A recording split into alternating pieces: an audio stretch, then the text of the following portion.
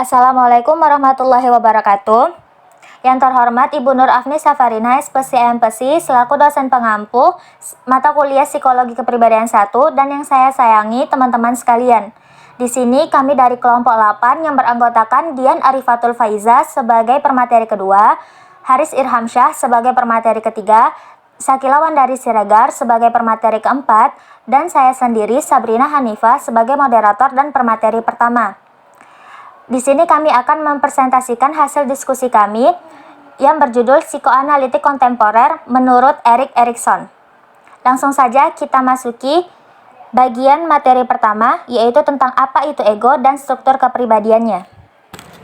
Apa itu ego? Ego adalah struktur psikis yang berhubungan dengan konsep tentang diri, diatur oleh prinsip realitas, dan ditandai oleh kemampuan untuk menoleransi frustasi. Menurut Erik Erikson, ego adalah realitas kekinian yang mengembangkan cara baru dalam memecahkan masalah kehidupan menjadi lebih efektif, prospektif, dan progresif. Ego sendiri memiliki kumpulan fakta dan data hasil interaksi dengan lingkungan. Ego memiliki sifat adaptif, kreatif, dan otonom. Erik Erikson berpendapat bahwa lingkungan bukan semata-mata menghambat dan menghukum seperti pada teori Freud, tetapi juga mendorong dan membantu individu. Adapun struktur kepribadian menurut teori Erik Erikson. Yang pertama itu ego kreatif. Ego kreatif yaitu ego yang dapat menemukan pemecahan kreatif atas masalah pada setiap tahap kehidupan. Seperti ketika kita menemui hambatan atau konflik, ego tidak langsung menyerah, tetapi bereaksi dengan menggunakan kombinasi antara kesiapan batin dan keadaan yang ada pada lingkungan sekitar. Ego yang sempurna digambarkan Erikson memiliki 3 dimensi. Yang pertama itu faktualitas, adalah kumpulan fakta, data, dan metode yang diverifikasi dengan metode kerja yang sedang berlaku. Yang kedua, universalitas, berkaitan dengan kesadaran akan kenyataan atau sense of reality yang menghubungkan hal yang praktis dan konkret dengan pandangan semesta, mirip dengan prinsip realita pada teori Freud. Dan yang ketiga itu aktualitas. Aktualitas itu adalah cara baru dalam berhubungan satu dengan yang lain, memperkuat hubungan untuk mencapai tujuan bersama. Adapun struktur kepribadian yang kedua menurut teori Erik Erikson yaitu ego otonomi fungsional. Menurut Erikson, fungsi psikoseksual dari Freud yang bersifat biologis juga bersifat epigenesis. Artinya, psikoseksual untuk berkembang membutuhkan stimulasi khusus dari lingkungan. Dalam hal ini yang terpenting adalah lingkungan sosial. Sama seperti Freud, Erikson menganggap hubungan antara ibu dan anak menjadi bagian terpenting dari perkembangan kepribadian. Menurutnya, situasi memberi makan merupakan model interaksi sosial antara bayi dan dunia luar. Dari pengalaman makannya, bayi belajar untuk mengantisipasi interaksinya dalam bentuk kepercayaan dasar atau basic truths, yakni mereka memandang hubungan dengan manusia sangat menyenangkan, karena pada masa lalu hubungan seperti itu menimbulkan rasa aman dan menyenangkan. Sebaliknya, tanpa basic truths, bayi akan mengantisipasi interaksi interpersonal dengan kecemasan, karena masalah hubungan interpersonalnya menimbulkan frustasi dan rasa sakit.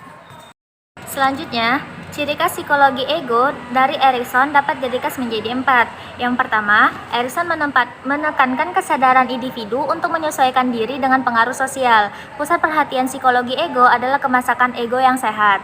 Yang kedua, Erikson berusaha mengembangkan teori insting dari Freud yang menambahkan konsep epigenetik kepribadian. Yang ketiga, Erikson secara eksplisit mengemukakan bahwa motif berasal dari impuls ID yang tak sadar. Namun, motif itu bisa membebaskan diri dari ID seperti individu meninggalkan peran sosial pada masa lalunya.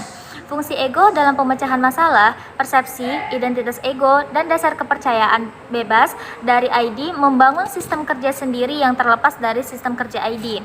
Dan yang terakhir, Erikson menganggap ego sebagai sumber kesadaran diri seseorang. Selama menyesuaikan diri dengan realita, ego mengembangkan perasaan keberlanjutan diri dengan masa lalu dan masa yang akan datang.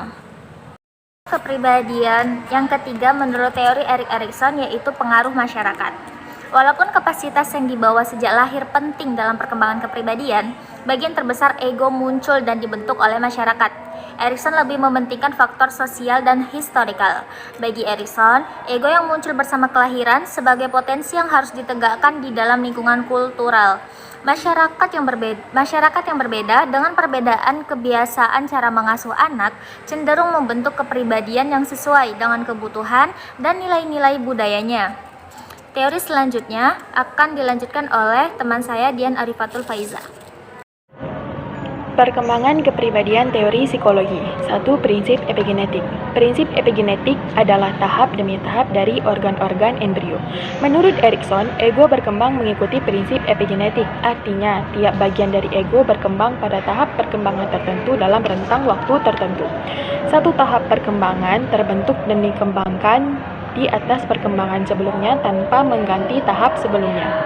A. Aspek psikoseksual. Menurut Erikson, aspek psikoseksual bisa berkembang positif, yaitu aktualisasi seksual yang dapat diterima, dan bisa berkembang ke arah negatif, yaitu aktualisasi ekspresi seksual yang tidak dapat dikehendaki. Namun, Erikson berfokus kepada mendeskripsi bagaimana mengembangkan insting seksual menjadi positif. B. Aspek psikososial. Berikut 6 pokok pikiran yang dipakai untuk memahami teori perkembangan psikososial Erikson. 1. Prinsip epigenetik. 2. Interaksi bertentangan. 3. Kekuatan ego. 4. Aspek somatis. 5. Konflik dan peristiwa pancaragam. 6. Krisis identitas. C. Ritualisasi versus ritualisme. Pengertian ritualisasi dapat disingkat sebagai berikut. 1. Pola kultural berinteraksi dengan orang dan objek lainnya yang membuat interaksi menjadi menyenangkan. 2. Kesepakatan saling hubungan antara dua orang atau lebih yang terus-menerus berlangsung dan mempunyai nilai adaptif. 3. Ritualisasi membuat individu bertingkah laku secara efektif dan tidak canggung di masyarakat. 4. Ritualisasi memasukkan orang ke dalam masyarakat dengan mengajarkan kepada mereka memuaskan keinginan, memakai cara yang dapat diterima budaya. Ritualisme adalah pola hubungan yang tidak menyenangkan antara kedua belah pihak karena salah satunya adalah superior dan yang lainnya adalah inferior. 2. Fase bayi 0-2 tahun. Aspek psikoseksual dan menerima. Aspek psikososial, kepercayaan versus kecurigaan. Pola untuk inkorporasi sesuai dengan lingkungannya. Anak akan mengembangkan kepercayaan dasar atau sintonik. Sebaliknya, kalau tidak ada kesesuaian antara kebutuhan sensori oral dan lingkungannya, anak akan mengembangkan ketidakpercayaan dasar atau distonik. Virtu harapan.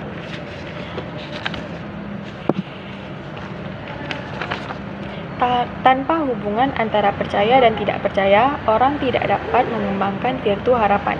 Ritualisme, keramat versus pemujaan. Bayi menangkap hubungannya dengan ibu sebagai sesuatu yang keramat, yang pada akhirnya akan menjadi dasar bagaimana orang menghadapi orang lain dengan penuh penerimaan. Sedangkan interaksi interpersonal akibat penolakan akan menjadi pemujaan, yang akan membuat anak memuja dirinya atau memuja orang lain. 3. Fase anak-anak 3-6 tahun. Aspek psikoseksual, otot anak netral. Anak belajar untuk menjadi cenderung keras kepala atau rela lembut, impulsif dan kompulsif. Krisis psikososial, otonomi versus malu dan ragu.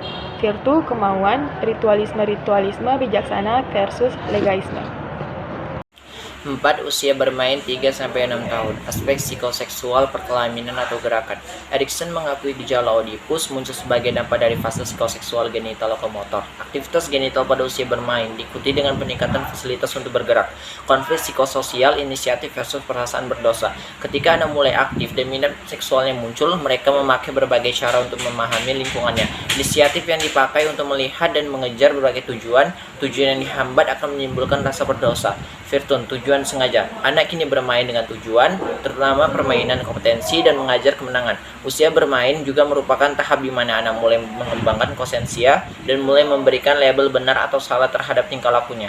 Ritualisme, dramatik versus impersonasi. Tahap ini dipenuhi dengan fantasi anak, mereka berinteraksi dengan memakai fantasinya. Disebut dramatik, anak memakai peran yang seharusnya berani mereka lakukan, dan apa yang menimbulkan perasaan bersalah atau berdosa. 5. Usia sekolah 6-12 tahun. Pada usia ini keinginan menjadi sangat kuat dan hal ingin berkaitan dengan perjuangan dasar menjadi berkemampuan. Aspek psikoseksual terpendam atau laten. Memendam insting seksual sangat penting karena akan membuat anak dapat memakai energinya untuk mempelajari teknologi dan budayanya dan mempelajari strategis interaksi sosialnya. Krisis psikososial, ketekunan versus imperiorita. Ketekunan adalah kualitas sintonik yang berarti tekun, bersedia tetap sibuk dengan satu keinginan sampai selesai. Virtun kompetensi. Virtun diperoleh melalui latihan, kecakapan gerak, dan kecerdasan untuk menyelesaikan tugas. Ritualisme. Formal versus formalisme. Ritualisme formal adalah interaksi yang meningkatkan metode atau cara yang tepat untuk memperoleh hasil yang sempurna. Perkembangan negatif dari formal adalah formalisme. Interaksi formalisme menjadi kaku, penuh aturan, dan tidak bisa menjalin persahabatan yang akrab. Adolesen 12-20 tahun. Adolesen adalah fasilitas adaptif dari perkembangan kepribadian atau fase mencoba-coba. Aspek psikoseksual atau pubertas. Perkembangan psikoseksual pubertas adalah tahap kemasakan seksual yang pubertasnya bukan karena kemasakan seksual, melainkan pubertas yang memacu pada harapan peran dewasa pada masa yang akan datang. Krisis psikososial, identitas, dan kekacauan identitas. Menurut Erikson, identitas muncul dari kedua sumber. Pertama, menegaskan atau menghapus identitas pada masa kanak-kanak, dan kedua, sejarah yang berkaitan dengan kesediaan menerima standar tertentu.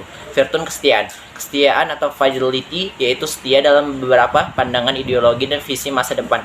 Defiant adalah keadaan ekstrim tidak percaya diri yang diekspresikan sebagai malu-malu untuk mengekspresikan diri. Ritualisme, ideologi versus totalisme. Ritualisme ideologi adalah gabungan dari ritualisasi tahap sebelumnya menjadi keyakinan atau ide-ide. Yang selanjutnya yaitu 7 dewasa awal usia 20-30 tahun. Tahap dewasa awal waktunya relatif dibatasi. Tahap ini ditandai dengan pemulihan keintiman atau intimasi pada awal periode, tetapi bagi dewasa awal yang lain bisa membutuhkan waktu puluhan tahun. Aspek psikoseksualnya itu perkelaminan. Perkelaminan atau gentility pada tahap dewasa awal ditandai dengan saling percaya dan berbagi kepuasan seksual secara permanen dengan orang yang dicintai. Krisis sosialnya yaitu keakraban versus isolasi. Keakraban atau intimasi adalah kemampuan untuk menyatukan identitas diri dengan identitas orang lain tanpa ketakutan kehilangan identitas diri itu. Virtunya yaitu cinta. Cinta adalah kesetiaan yang masak sebagai individu dari perbedaan dasar antara pria dan wanita. Cinta yang masak berarti komitmen, nafsu seks, kerjasama, kompetisi, dan persahabatan. Kebalikan dari cinta adalah kesendirian atau exclusivity. Ritualisasi atau ritualismenya afiliasi versus elitism. Ritualisasi pada tahap ini adalah afiliasi, refleksi dari kenyataan adanya cinta, memperhatikan persahabatan, ikatan kerja. Elitismenya memandang orang luar dengan penuh curiga atau merendahkan. Yang ke-8 yaitu dewasa usia 30-65 tahun. Tahap dewasa adalah waktu menempatkan diri dari masyarakat untuk bertanggung jawab terhadap apapun yang dihasilkan dari masyarakat. Umumnya, di antara tahap-tahap perkembangan, tahap ini menjadi tahap yang paling panjang sekitar 30 tahunan. Aspek psikoseksualnya itu prokreativita. Menurut Erikson, manusia mempunyai insting untuk mempertahankan jenisnya. Insting itu disebut prokreativita atau procreativity, yang mencakup kontak seksual dengan partner, intimasi, dan tanggung jawab untuk merawat anak-anak keturunan hasil dari kontak seks tersebut. Krisis psikososialnya itu generativitas versus stagnasi. Kualitas stotonik tahap dewasa adalah generativitas, yaitu penurunan kehidupan baru serta produk dan ide baru. Stagnasi adalah antitesis dari generativitas. Virtunya yaitu kepedulian. Kepedulian atau care adalah perluasan komitmen untuk merawat orang lain atau produk dari ide yang membutuhkan perhatian. Care bukan tugas atau kewajiban, tetapi keinginan yang muncul secara alami adalah konflik antara generativitas dan stagnasi. Ritualisasi atau ritualisme ini generasional versus otoritisme. Ritualisasi generasional adalah interaksi antara orang dewasa dengan orang penerusnya, misalnya sebagai orang tua, guru, anggota masyarakat, dan meneruskan nilai-nilai etik atau budaya. Usia tua lebih dari 65 tahun. Menjadi tua bukan berarti menjadi tak generatif, sudah tidak menghasilkan keturunan, tetapi masih produktif dan kreatif dalam hal lain, misalnya memberi perhatian atau merawat generasi berikutnya seperti cucu atau remaja pada umumnya. Aspek psikoseksualnya yaitu generalisasi sensualitas. Tahap terakhir dari psikoseksual adalah generalisasi sensualitas atau generalisasi sensuality, memperoleh kenikmatan dari berbagai sensasi fisik, penglihatan, pendengaran, kecapan, bau, pelukan, dan bisa juga stimulasi genital. Krisis psikososialnya yaitu integritas versus putus asa. Integritas atau ego sukar dipertahankan ketika orang telah kehilangan aspek yang akrab dengan dirinya, misalnya kehilangan orang atau pasangan yang atau sahabat yang telah meninggal, kehilangan kesehatan dan kekuatan fisik, kesiapan mental dan kemandirian, dan kebermanaan sosial. Putus asa berarti tanpa harapan. Putus asa ini menjadi lawan dari sotonik Tahap bayi, yakni harapan. Virtunya yaitu kebijaksanaan atau wisdom. Orang dengan kebijaksanaan yang matang tetap mempertahankan integritasnya ketika kemampuan fisik dan mentalnya menurun. Ritualismenya yaitu integral versus savantisme. Pada tahap usia tua, ritualisasinya adalah integral, yaitu ungkapan kebijaksanaan dan pemahaman makna kehidupan. Orang yang tidak memiliki kebijaksanaan akan berinteraksi dengan ritualisme savantisme. Yang terakhir yaitu D, aplikasi teori Erik H. Erikson. Cara mengaplikasikan teori Erik H. Erikson ini mengarah dalam bidang pendidikan sosial khususnya pada usia anak dan remaja. Teori Erikson sendiri akan sangat berdampak jika perlakuan orang dewasa terhadap anak lebih sesuai dengan kebutuhan usia anak. Pada bidang psikoterapi, Erikson ini tidak mengusulkan treatment atau yang khas sesuai dengan fokus teori psikososialnya. Sedangkan pada bidang pengukuran, Erikson ini mengembangkan play construction test dan Rosenthal bersama dengan Gurney dan Moore mengembangkan Erikson Psychosocial State Inventory atau YPSI. Adapun play construction testnya itu anak atau usia bermain dan usia sekolah diminta untuk membayangkan dirinya menjadi sutradara dan membuat adegan film yang menarik memakai mainan yang disediakan. Skenario anak itu dianalisis sebagai ekspresi menjadi kehidupan secara tak sadar. Yang selanjutnya itu Erikson Psychosocial State Inventory atau YPSI. Kuesioner dengan 72 item mengungkap keberhasilan anak mengatasi 6 tahap, yaitu dari bayi sampai dengan dewasa muda. Konflik psikososialnya itu YPSI ini mengukur tingkat kepercayaan atau otonomi inisiatif, ketekunan, identiti, dan intimasi dalam skala 1 sampai 5. Demikian hasil presentasi kami yang dapat kami sampaikan. Kurang lebih kami meminta maaf. Wabillahi taufiq walhidayah. Wassalamualaikum warahmatullahi wabarakatuh.